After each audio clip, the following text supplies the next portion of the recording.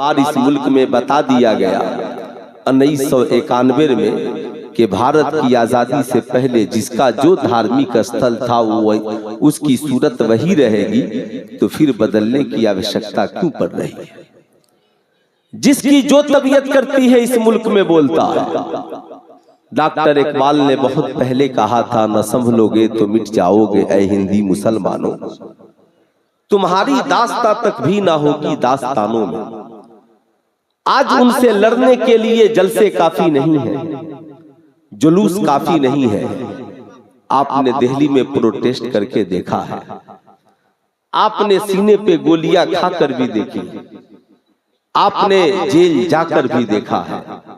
जरूरत है कि जहां पर वो खड़े हैं हमारे बच्चे भी वहां पे जाकर खड़े हो जाए।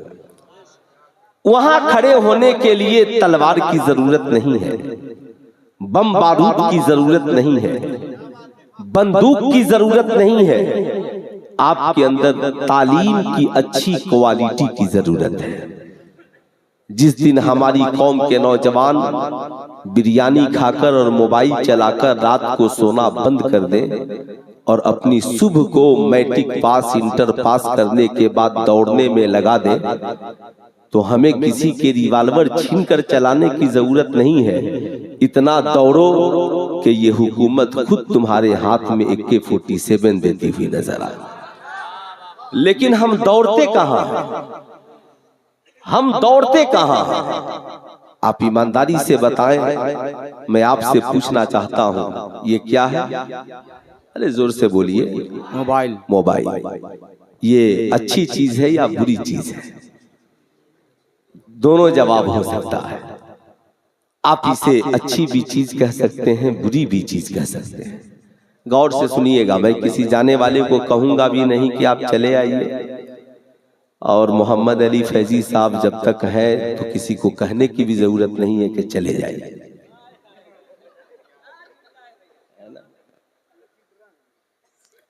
माशाअल्लाह, मैं तो अक्सर साथ में रहा हूं ना, मैं तो सिर्फ ड्यूटी की मसरूफियत की वजह से। तो अभी एक दिन हसन भाई ने फोन किया तो कहा कि हजरत तारीख चाहिए। मैं बोला तो मेरा जाना बहुत मुश्किल है, कहा बहुत अजीब मसला है। मैं अर्ज कर रहा था, ये मोबाइल है। एक नौजवान ने मोबाइल इसलिए खरीद लिया कि मैं विदेश जाऊंगा, कमाऊंगा, फिर माँ से बात करने के लिए मोबाइल चाहिए, बीवी बाल बच्चों की खबरों खैरियत के लिए मोबाइल चाहिए, कुरान शरीफ कहां कहां लेकर घूमूंगा, चलो इसी मोबाइल में कंजुल ईमान डाउनलोड कर लूंगा। चलो गाने बहुत लोग सुनते हैं, मैं इसी मोबाइल में सरकार की नातें सुनूंगा, इसी मोबाइल में कुछ मसाइल की किताबें पढ़ लूंगा, उलमाए अहले सुन्नत की तकारीरें सुन लूंगा, मुफ्तियाने दीने मतीन की कुछ मसाइल जान लूंगा। तो अब उसके लिए मोबाइल खरीदना भी सवाब, रखना भी सवाब, साहब उस पे नाते नबी सुनना भी सवाब, और उस पे कुरान की तिलावत सुनना भी सवाब। मगर एक नौजवान का ज़हन आवारा हो गया और उसने मोबाइल को इस नियत से खरीद लिया कि मोबाइल खरीदूंगा और अपनी गर्लफ्रेंड से बात करूंगा, इस पे गलत लोगों से चैटिंग करूंगा, दूसरों को डराऊंगा, धमकाऊंगा, मोबाइल पे गलत मूवीज और फिल्में देखूंगा। जाहिर सी बात है, अब उसका खरीदना भी गुनाह और उसका रखना भी गुनाह। इसलिए यही वजह है इमाम बुखारी ने बुखारी शरीफ में जितनी हदीसें नकल की, तो सबसे पहली हदीस पाक नियत के ताल्लुक से नकल की, इन्नमल आमालु बिन्नियात कुल्लु लिम्रिइन मा नवा। अमाल के दारो मदार नियत पर है, इसलिए अपनी नियत को पाकीज़ा बनाइए, अपने इरादे को पाकीज़ा बनाइए। आप अपनी जिंदगी में जो भी काम करें, इंशाअल्लाह अगर नियत में पाकीज़गी है तो इंशाअल्लाह अंजाम में पाकीज़गी आ ही जाएगी। तो इंशाअल्लाह कितने लोग आज से अपनी नियत को पाकीज़ा बनाएंगे? जरा हाथ उठाकर बताएं तो कितने लोगों की नियत में पाकीज़गी आएगी इंशाअल्लाह। ठीक यही पाकीज़गी हर जलसा, अल्लामा रईसुल कलम कहते हैं कि जलसे का वजूद हो और उससे कोई तहरीक जन्म नहीं ले, फिर उस जलसे का क्या मकसद है? रईसुल कलम से किसी ने पूछा था, हुजूर इत्तेहाद कायम हो सकता है? तो जेल से खत का जवाब उन्होंने लिखा था, मैंने बड़ी कोशिश की, उस इत्तेहाद से क्या फायदा जहां सारे लोग जमा हो जाएं मगर सबकी नमाजें अलग अलग हो, सबका किबला अलग अलग हो। जाहिर सी बात है ये उस मर्दे कलंदर की तहरीर है जिसने पूरे आलमे इस्लाम में अहले सुन्नत वल जमात का काम किया है। सुभान अल्लाह। आज जिसकी तबीयत जो चाहता है बोलता है, उसकी वजह यह है हमारी तालीमी कमजोरी। हमारे पास ऐसे वकीलों की टोली नहीं है जो हमारे मुकद्दमात को सही से भारत की कचहरियों में लड़ सके।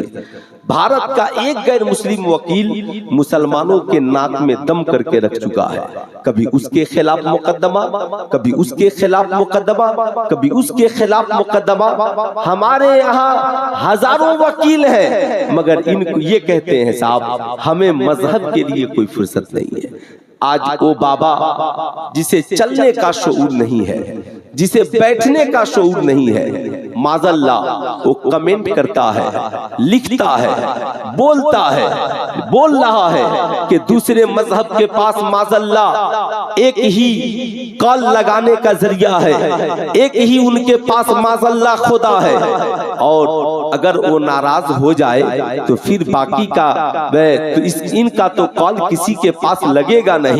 माज़ल्ला हमारे पास तो इतनी सूरतें हैं कि इनको कॉल नहीं तो उनको लग जाएगा, उनको कॉल नहीं तो उनको लग जाएगा, उनको कॉल नहीं तो उनको लग जाएगा। लोग वलियों तक पहुंचे थे, नबियों तक पहुंचे थे। माज़ल्ला खुदा की शान में गुस्ताखियां हो रही हैं मगर कौन बोलेगा, इनके खिलाफ कौन लड़ेगा? ऐसा लगता है भारत डेमोक्रेसी मुल्क नहीं, ऐसा लगता है कि भारत जमहूरी मुल्क नहीं है जिसने जो चाहा बोल दिया।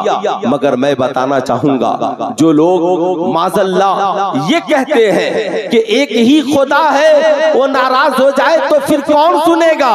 तुझे पता नहीं है ये खुदा, मेरा खुदा तो वो खुदा है जो माँ बाप से भी 70 गुना ज्यादा मेहरबान है। वो रब जो गुनाहगार बंदों के आंसुओं के कतरे को पसंद करता है, वो रब जो गुनाहगारों की आवाज को पसंद करता है। जब कोई बंदा खुदा को एक बार आवाज देता है तो मालिक को मौला 70 बार वहां से आवाजें आती है, बोल मेरे बंदे तू मुझसे क्या कह रहा है। आज इनकी जबानें इतनी बढ़ गई, इन्हें शऊर नहीं है, इन्हें अक्ल नहीं है। काश इन्होंने उस बुढ़िया से भी अक्ल ले लिया होता जिस बुढ़िया ने दहरिया के मुनाजरे में कहा था, ऐ दहरिया तू कहता है खुदा एक है तो दलील दो।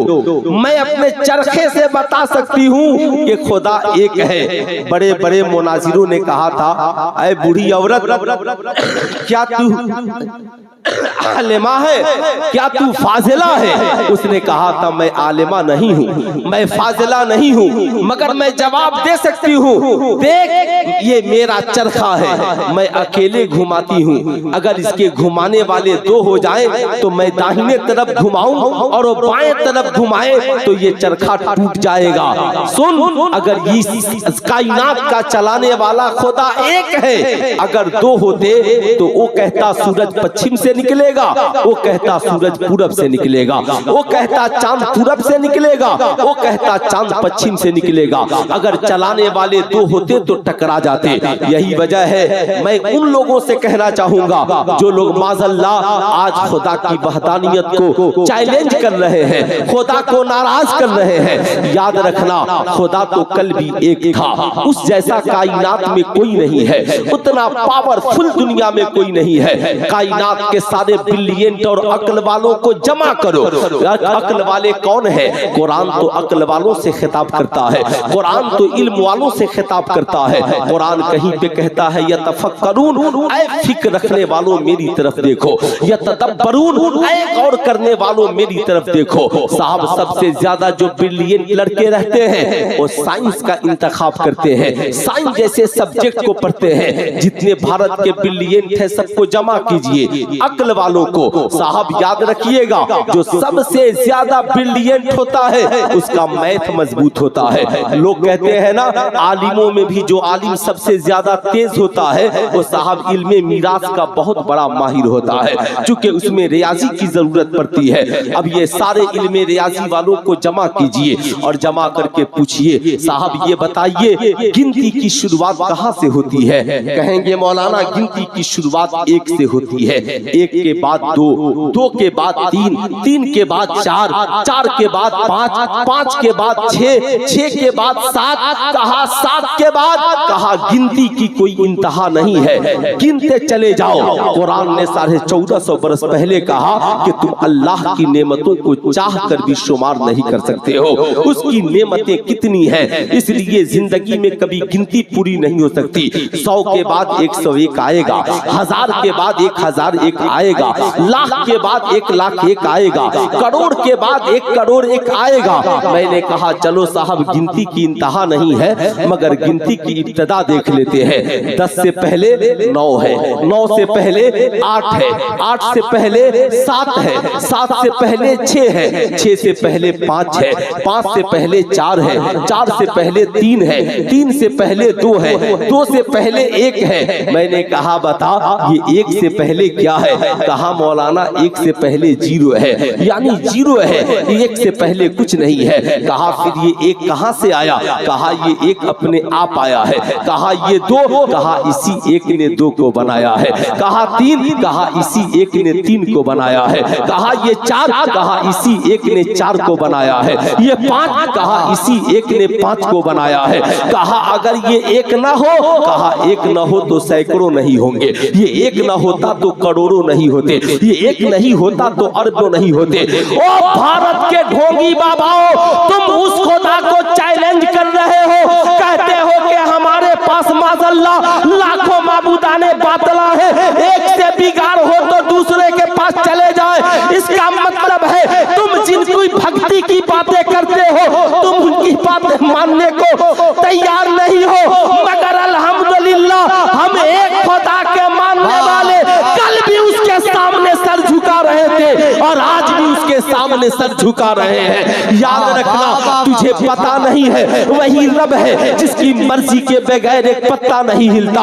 ये सारी दुनिया के अक्ल वाले कहते हैं अगर वो 1 ना होता तो आज साइंटिस्ट नहीं होते, अगर वो 1 ना होता तो ये आलिम और उलमा नहीं होते, अगर ये 1 नहीं होता तो ये कुफार और मुशरिकीन भी नहीं होते, अगर वो 1 नहीं होता तो ये जमीन और आसमान भी नहीं होते। अरे उस खुदा की बात छोड़, उस खुदा ने इस जमीन पर अपने इतने दोस्तों को पैदा कर दिया कि साहब तुम उनसे तो टकरा करके देख लो। कभी तुमने ख्वाजा गरीब नवाज का दास्तान नहीं पढ़ा तो फिर से पढ़ लो, तुमने हुजूर हाफिज़े मिल्लत की जिंदगी का मुताला नहीं किया फिर से कर लो, तुमने मखदूमा सिमना की जिंदगी का मुताला नहीं किया फिर से कर लो, तुमने आला हजरत की जिंदगी का मुताला नहीं किया फिर से कर लो।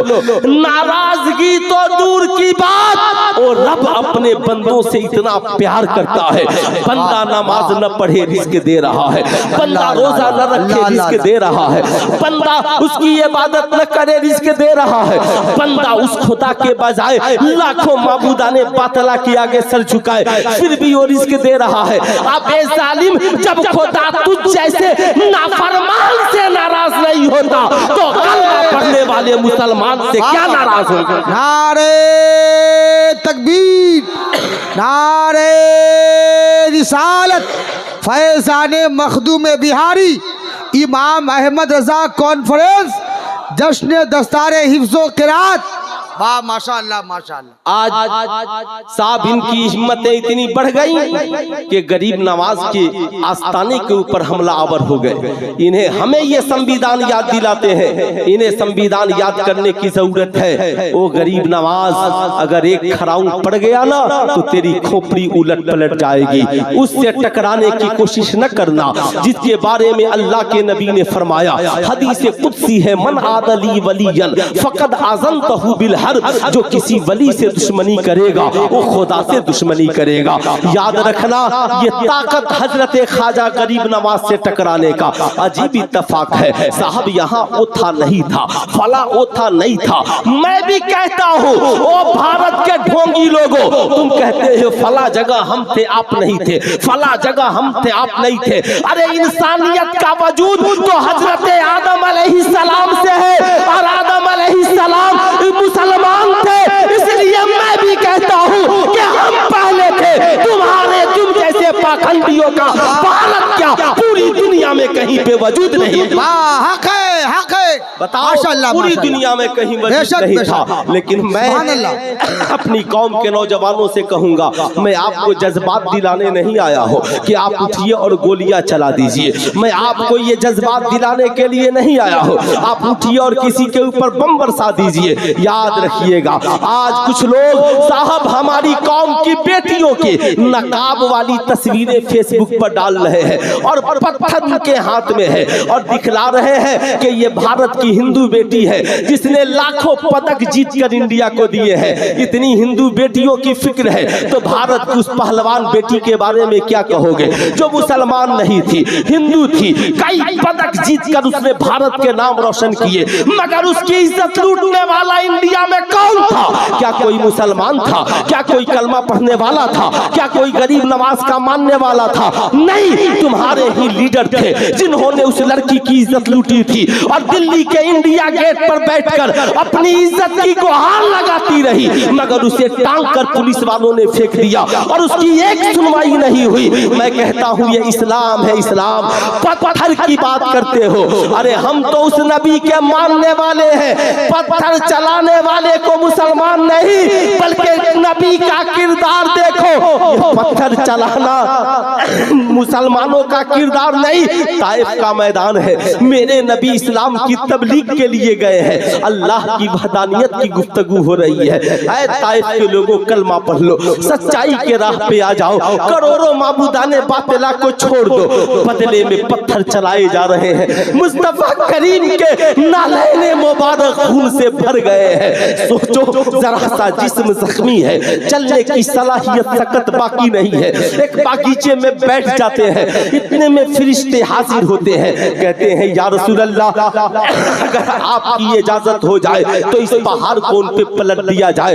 या रसूल अल्लाह, आपकी इजाजत हो जाए तो इनको निस्तो नाबूद कर दिया जाए। सरकार कहते हैं नहीं नहीं, याद रखना, मैं इनके लिए बद्दुआ करने के लिए नहीं आया, बल्कि मैं तो इनकी हिदायत की दुआ करने के लिए आया हूँ। अल्लाह के नबी अर्ज़गुज़ार दुआ फरमाते हैं, मालिको मौला इन्हें हिदायत दे दे।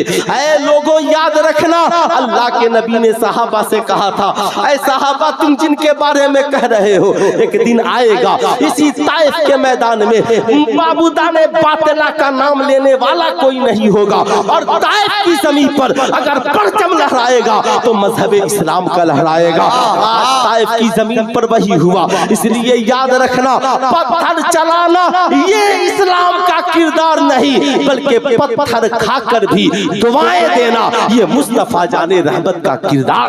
वाह, सुभान अल्लाह, सुभान अल्लाह।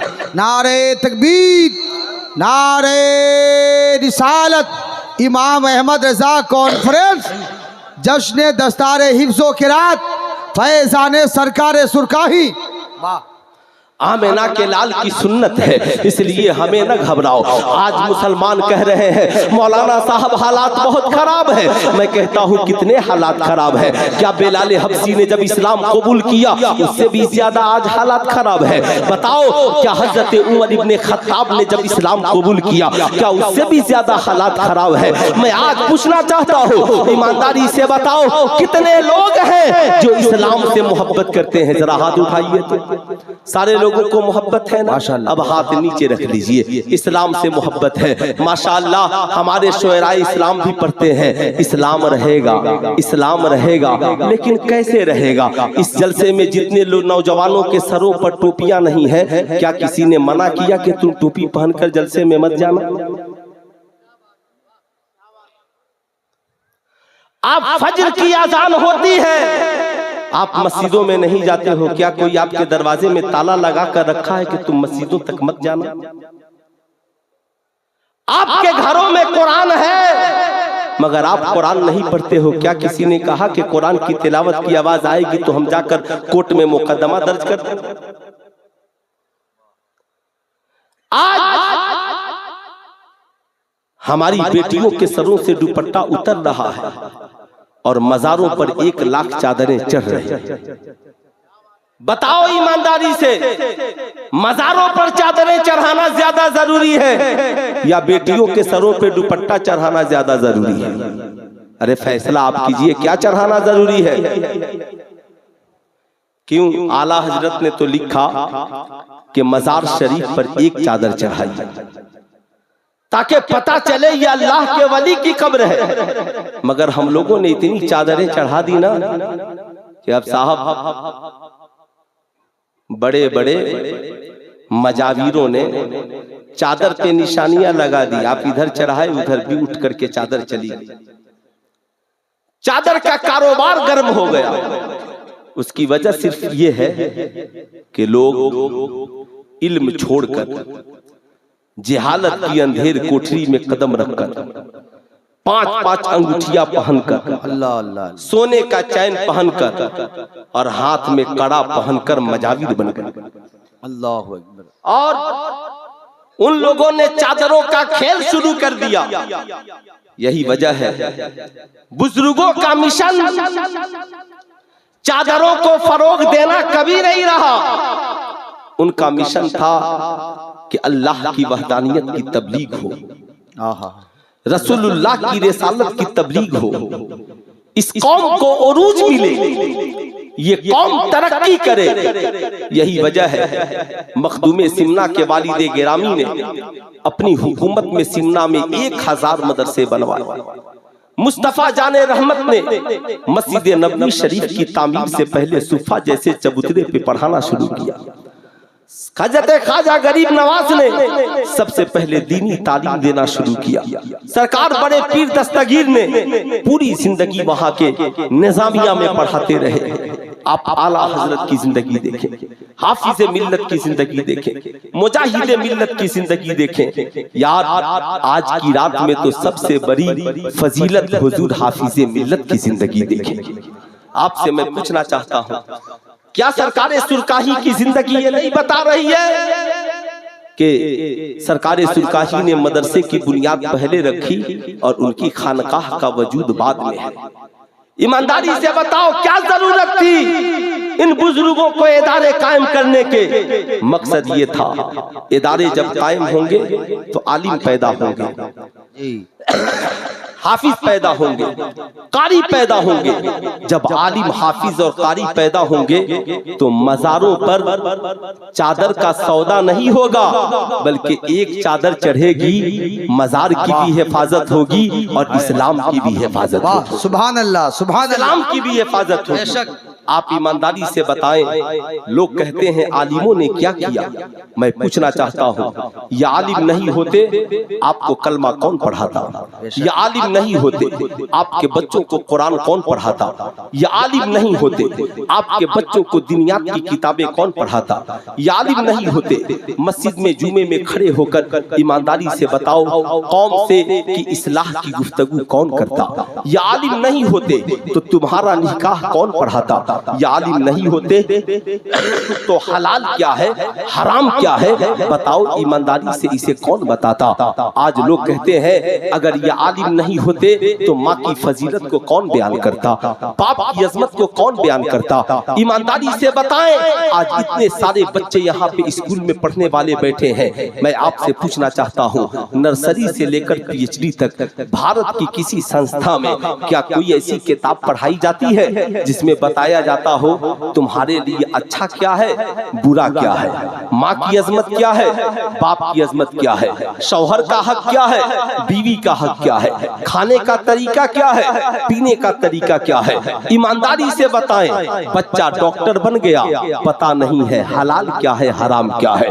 बेटा इंजीनियर बन गया, पता नहीं है कि बाप से गुफ्तगू करने के आदाब क्या है। बेटा बहुत बड़ा IPS अफसर बन गया, पता नहीं है कि हलाल क्या क्या है, हराम क्या है। इसलिए सुल्तान रजा हमेशा कहता है मैट्रिक पास कर लेने से इंसान तालीम याफ्ता नहीं हो जाएगा, इंटर बीए एमए पास कर लेने से, डॉक्टर प्री की डिग्रियां हासिल कर लेने से इंसान डिग्री होल्डर इल्म वाला तो हो सकता है, मगर उसकी जिंदगी में निखार तब आएगा जब उसकी जिंदगी में सीरत मुस्तफा आ जाए। उसकी जिंदगी में इनकलाब तब आएगा जब उसकी जिंदगी में सीरत मुस्तफा आ जाए। वरना एक डॉक्टर खड़े होकर शराब पिए, लोग कहेंगे डॉक्टर है मगर शराबी है। एक इंजीनियर जुआ खेले, लोग कहेंगे इंजीनियर है मगर जुआरी है। एक आईपीएस अफसर रिश्वत लेते पकड़ा जाए, कहे बहुत बड़ा आईपीएस अफसर है मगर बहुत बड़ा घुसखोर और रिश्वतखोर है। इसलिए कि उसने डिग्रियां हासिल की है, हलाल क्या है हराम क्या है ये नहीं जाना, मगर करम है अल्लाह रब्बुल इज्जत का कि उसने हमें इस्लाम जैसा मजहब अता किया है, मुस्तफा जाने रहमत जैसा पैगंबर अता किया है, कुरान जैसी किताब अता किया, ताकि मेरे बंदे नबी की जिंदगी को पढ़कर अपनी जिंदगी को सवाल ले, कुरान को पढ़कर हलाल और हराम को जान ले। याद रखिएगा, ईमानदारी से बताएं, इस्लाम वो प्यारा मजहब है जिसने सबसे पहले ऐलान किया तलबुल इल्म फरीज़तुन अला कुल्ले मुस्लिमिन व मुस्लिमा, इल्म हासिल करना हर मुसलमान मर्द औरत पर फर्ज है। मगर इससे मुराद मैट्रिक की डिग्रियां नहीं है, इससे मुराद इंटर की डिग्रियां नहीं है, इससे मुराद बीए की डिग्रियां नहीं है, बल्कि इससे मुराद ये है एक इंसान पैदा हो तो उसे पता हो इबादत किसकी करनी है, रिसालत का इकरार किसके लिए करना है, उसे पता हो हमारा ईमान अकीदा क्या है, उसे पता हो नमाज का तरीका, रोजे का तरीका क्या है, उसे पता हो तिहारत, गुस्ल और वजू के मसाइल और पाकी के मसाइल क्या है। वो मुसलमान हो तो इतना पता हो समाज में क्या हलाल है और क्या हराम है, अमीर है तो ज़कात के मसाइल, अमीर है तो हज के मसाइल, इतना जानना हर मुसलमान के लिए जरूरी है। मर्द हो, औरत हो, बच्चा हो, बूढ़ा हो, जवान हो, इंजीनियर हो, डॉक्टर हो, प्रोफेसर हो। यही वजह है आपने देखा होगा इल्म के हिसाब से समाज में सबको इज्जत मिलती है। आज लोग कहते हैं मौलाना हमें इज्जत चाहिए, हमें समाज में वकार चाहिए, हमें समाज में रिस्पेक्ट चाहिए। किसी को साहब हसद जलन करने की जरूरत नहीं है। मौलाना अब्दुल सलाम साहब बहुत तरक्की कर गए, हम हसद करने लगे। मौलाना इर्तिजा कमाल अशरफ साहब तरक्की कर गए, हम हसद करने लगे। नहीं नहीं, हसद न करे, रश करे। आप ये सोचे मालिक मौला तूने उनको तरक्की दी है, मुझे भी उनके जैसा आलिम बना दे। मौला तूने फला साहब को हाजी बना दिया, मौला मुझे भी उनके पीछे पीछे मक्का और मदीना बोला दे। फला साहब को मालिक मौला तूने आलिम बना दिया, हमें भी उनके सदके में आलिम दीन बना दे। याद रखिएगा, मगर आज जो लोग जबरदस्ती बराबरी करना चाहते हैं, एक बात याद रखिए, समाज में कोई चाह कर भी इज्जत नहीं पा सकता और ना ही चाह कर किसी की इज्जत को घटा सकता है। अल्लाह जिसे चाहता है इज्जत से नवाजता है, जिसे चाहता है जिल्लत अता कर दे, ये उसकी मर्जी है। रब के फैसले पर राजी रहिए, कोशिश करते रहिए, मगर समाज में इज्जत का एक ही जरिया है। कुरान कहता है उतुल इल्म दर्जात, जो पढ़ेगा अल्लाह उसके रुतबे को बढ़ा देगा, जो पढ़ेगा अल्लाह उसकी अजमत में इजाफा कर देगा। आपने देखा होगा डॉक्टर अपने इल्म के मुताबिक इज्जत पाता है, इंजीनियर अपने इल्म के मुताबिक, प्रोफेसर अपने इल्म के मुताबिक, आलिम अपने इल्म के मुताबिक, हाफिज अपने इल्म के मुताबिक। समाज में सारे लोग अपने अपने उलूम के मुताबिक इज्जत पाते हैं। लेकिन आपने ऐसा नहीं देखा होगा कि एक शख्स डॉक्टर हो और इंजीनियर के पीछे हाथ बांधकर खड़ा हो, इंजीनियर हो प्रोफेसर के पीछे हाथ बांधकर खड़ा हो, प्रोफेसर हो साइंटिस्ट के पीछे हाथ बांधकर खड़ा हो। नहीं साहब, दुनियावी तालीम में कोई किसी के पीछे हाथ बांधकर खड़ा नहीं होता, मगर कसम खुदा की जब हमारी कौम का एक बच्चा दारुल उलूम रज़विया, तेगिया और रहीमिया है ना से फारिग होकर जब अपनी बस्ती में पहुंचा है और पहुंच करके मुसल्ले इमामत पे खड़ा हुआ है, क्या आलिम, क्या हाफिज, क्या डॉक्टर, क्या इंजीनियर, क्या मुखिया, क्या अमीर, क्या गरीब, सारा जमाना उस हाफिज कुरान के पीछे हाथ बांध कर खड़ा हो गया है। किसी ने पूछा, ये डॉक्टर साहब आप तो समाज के बड़े पढ़े लिखे इंसान हैं, सबसे ब्रिलियंट है, अक्ल वाले हैं, आप बताएं बताएं आपने इतनी मोटी मोटी किताबें पढ़ी हैं, मगर क्या बात है जब आपको कोई मसला जानना हो तो आप मौलाना इर्तिजा कमाल साहब को फोन लगाते हैं, मौलाना अफजल मुजफ्फरपुरी साहब को फोन लगाते हैं।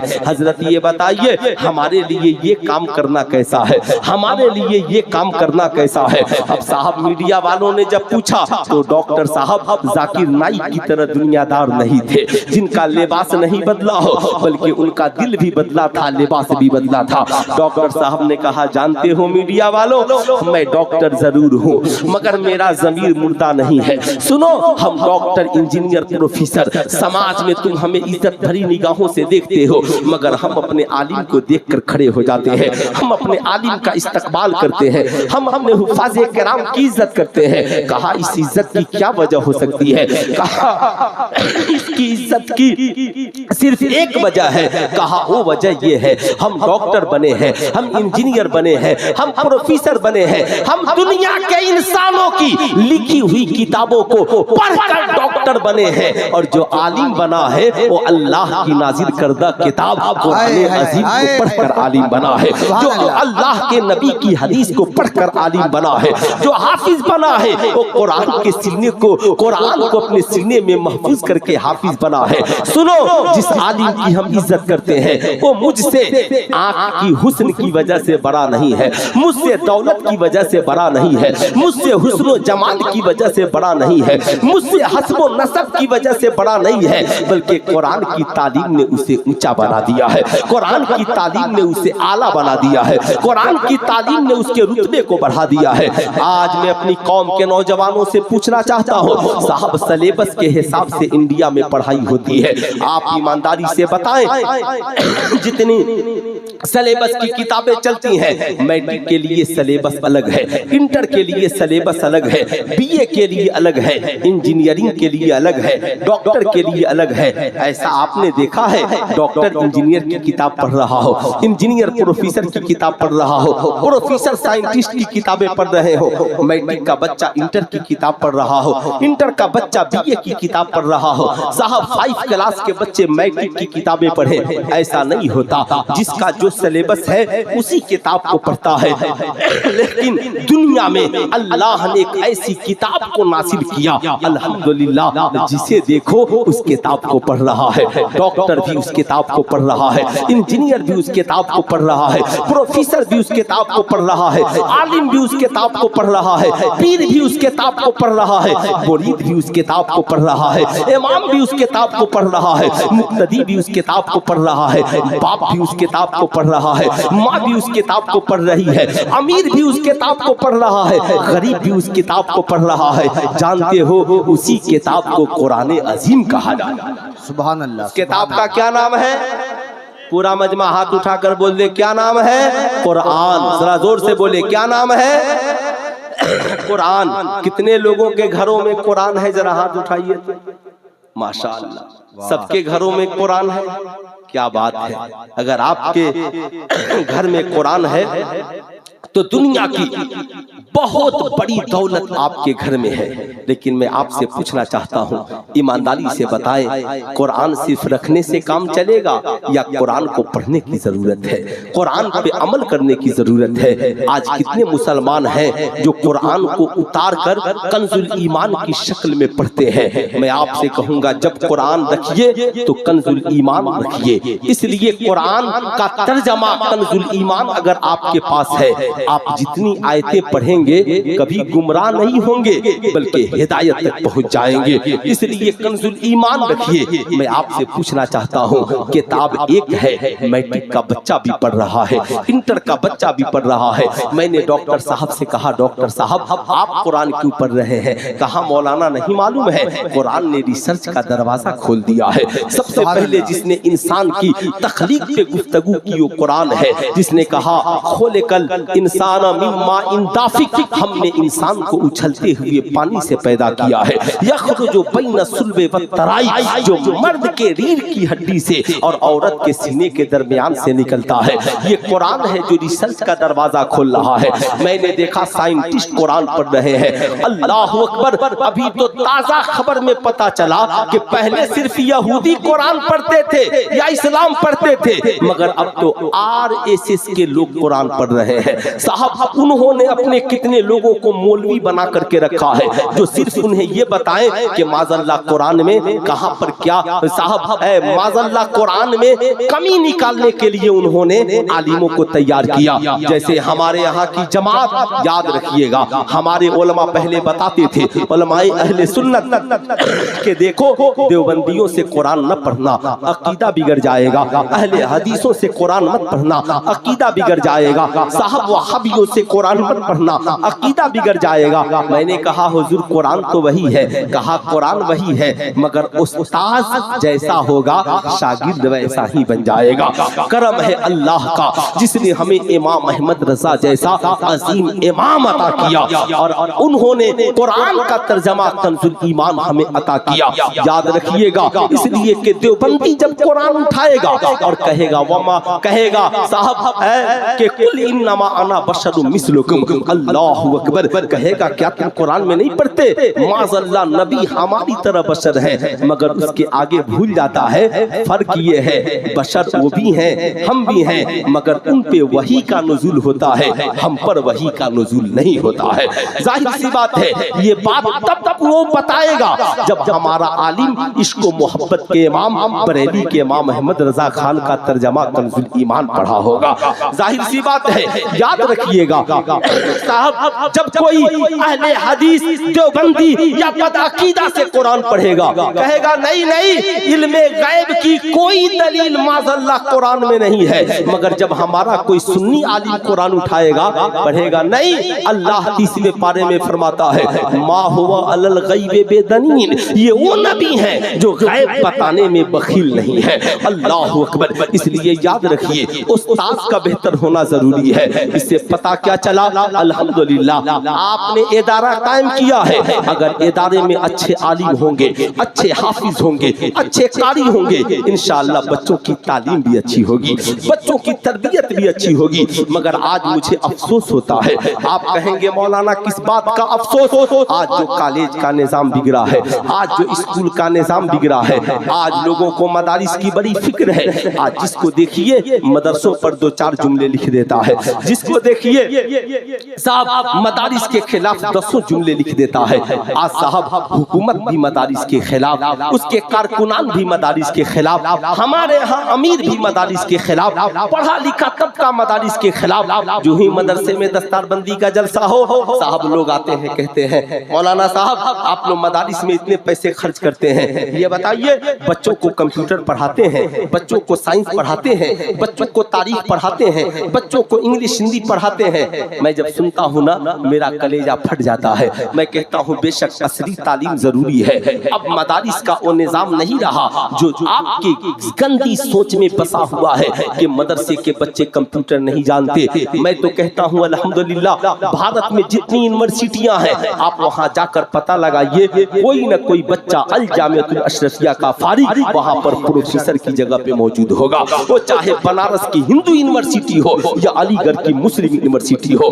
इसलिए अब मदारिस को नीची निगाह से मत देखिए, बल्कि आप वहां की कमेटी से कहिए आप, मैं जो बताने जा रहा हूँ गौर से सुनिएगा, आप बताइए मदरसों का मकसद क्या है और स्कूलों का मकसद क्या है। स्कूल और कॉलेज इसलिए बने ताकि वहां बच्चों को डॉक्टर बनाया जाए, इंजीनियर बनाया जाए, प्रोफेसर बनाया जाए, बच्चों को मास्टर बनाया जाए, बच्चों को जदीद तालीम से आशना किया जाए। स्कूल और कॉलेज की जिम्मेदारी है। मदरसे क्यों खोले गए? ताकि यहाँ अच्छे हाफिज बनाए जाए, अच्छे कारी बनाए जाए, अच्छे आलिम बनाए जाए, अच्छे मौलाना मुफ्ती बनाए जाए। ईमानदारी से बताइए समाज में अगर अच्छे डॉक्टर की जरूरत है, अच्छे इंजीनियर की जरूरत है, अच्छे प्रोफेसर की जरूरत है, अच्छे वकील की जरूरत है, जज की जरूरत है, IPS अफसर की जरूरत है, तो समाज को अच्छा बनाने के लिए अच्छे आलिम की जरूरत है कि नहीं? बेशक बेशक। अरे बोलिए हाथ उठाकर, अच्छे आलिम की जरूरत है कि नहीं है? बेशक। अच्छे मुफ्ती की जरूरत है कि नहीं है? आप ईमानदारी से बताइए मुझे। अगर जिस्म बीमार हो तो आप कहते हो मौलाना साहब अच्छा डॉक्टर बताइए, चाहे जितना फी लगे, महंगा इलाज हो, हम इलाज वही कराएंगे। बोलिए कराते हैं कि नहीं कराते हैं? कराते हैं ना। मुजफ्फरपुर का कोई बहुत बड़ा डॉक्टर है और साहब एक गरीब आदमी भी हो ना तो चंदा करके इलाज कराता है। मैं आपसे पूछना चाहता हूँ, जिस्म बीमार हो तो महंगे डॉक्टर का इंतखाब करते हो। आज पूरा समाज बीमार है, माशरा बीमार है, बेटियों की रूह बीमार है, औरतों की रूह बीमार है, किरदारों कैरेक्टर बीमार है। आप इसके इलाज के लिए अच्छे आलिम का इंतखाब क्यों नहीं करते हो? अच्छे इमाम का इंतखाब क्यों नहीं करते? मैं कहता हूँ कि साहब ठीक है, बड़े दिनों के बाद जलसे हुए, अगर आप लोग सिर्फ बदलाव लाए ना तो मस्जिद के अंदर भी जलसा हो सकता है, लेकिन आप लोग उस लायक नहीं होते कि आप लोग मस्जिद में आए। आपकी तबीयत नहीं लगती है। हम पैसे बचा सकते हैं। मैं कहता हूँ साल में 5-10 जलसे मत कीजिए, 3-4 लाख रुपया का बैलेंस बनाइए और आप अपनी मस्जिद में जो इमाम रखिए उसका मेयार ऊंचा रखिए। हाफिज हो, आलिम हो, मुफ्ती हो, 10,000 नहीं 30,000 तनख्वाह दीजिए, 40,000 तनख्वाह दीजिए। कितने खर्च होंगे पैसे? 4 लाख खर्च कीजिए सालाना। अब उस आलिम से काम लीजिए। आलिम साहब मैं आपकी सारी खिदमत कर रहा हूँ, मगर आप मेरी मस्जिद में दरसे कुरान एक वक्त शुरू कर दीजिए, बच्चों को नमाज की तालीम शुरू कर दीजिए। मैं कहता हूँ बड़ी बड़ी कॉन्फ्रेंसों से जो मसाइल हल नहीं होंगे, आप अपने इलाके की इन उलमा की कदर कीजिए। एक रोज की मेरी तकरीर से इनकलाब नहीं आ सकता। आप कितना हूँ बड़ा खतीब बुला लीजिए, हम लोग एक रोज तकरीर करेंगे, नजराने लेंगे, चले जाएंगे। इनकलाब तो तभी आएगा जब ये हमारी जमात के जो उलमा बैठे हैं ना, इन आलिमों की दावत कीजिए। वो दावत नहीं जिसमें आपने साहब 500 लोगों को बुला लिया, नहीं, बंद कीजिए ये दावत। नहीं, आप अपने घर में एक मिजाज बनाइए, दीनी मजाज। आज संडे का दिन है, छुट्टी है, मैं भी घर पर, बीवी भी, बच्चे सब घर पर। आज बोलिए आलिम साहब असर बाद 10-20 मिनट मेरे यहाँ आपकी दावत। आज मैं आपसे पूछना चाहता हूँ, ईमानदारी से बताइए, वकील के पास जाइए और उसके चेम्बर में बैठकर कहिए दांत में दर्द है, पेट में दर्द है, वकील बैठाने देगा कि भगा देगा? बोलिए भगा देगा, है ना? चचा को जगा दीजिए। अब इस बुढ़ापे में मैं तो बूढ़े लोगों को परेशान नहीं करना चाहता, है ना साहब? आप डॉक्टर के चेम्बर में चले जाइए और बोलिए मेरी फला जमीन को फला ने हड़प लिया है। कहेगा हम यहाँ इलाज करने बैठे हैं कि तुम्हारी जमीन का फैसला करने बैठे हैं? आपसे मैं पूछना चाहता हूँ, किसी साइंसदान के पास जाइए और जाकर बोलिए कुरान में ये लिखा है, हदीस में ये लिखा है। वो कहेगा सुनिए हम जदीद रिसर्च के लिए बैठे हैं। अब मैं आपसे पूछना चाहता हूँ, बुरा मत मानिएगा, कुरान में तो हर इल्म मौजूद है, इसलिए साइंटिस्ट की क्या मजाल और औकात क्यों इनकार कर दे। लेकिन मैं आपसे पूछना चाहता हूँ, डॉक्टर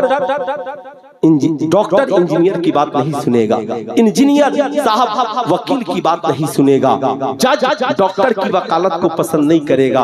मगर आलिम का हाल ये है कि जब आप आलिम से मिलते हो तो आलिम दीन सिखाने के लिए है।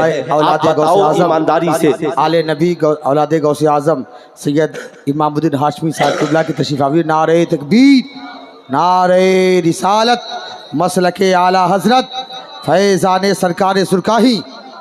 माशाअल्लाह, सुभान अल्लाह, माशाअल्लाह। तशरीफ रखे हजरत अल्लामा सैयद इमामुद्दीन हाशमी साहब किबला तशरीफ ले आए। आप इसलिए 10-20 मिनट पहले आप मुझे इत्मीनान से सुन ले बैठे। इजाजत है? बोलूं? अरे बोलिए इजाजत है ना? जरा पीछे वाले भी बैठ जाएं, मोहब्बत के साथ बैठ जाएं। आज अफसोस की बात, डॉक्टर साहब वकालत की बात सुनने को तैयार नहीं, वकील डॉक्टर की बात सुनने को तैयार नहीं, लेकिन लोग आलिम के पास जब जाते हैं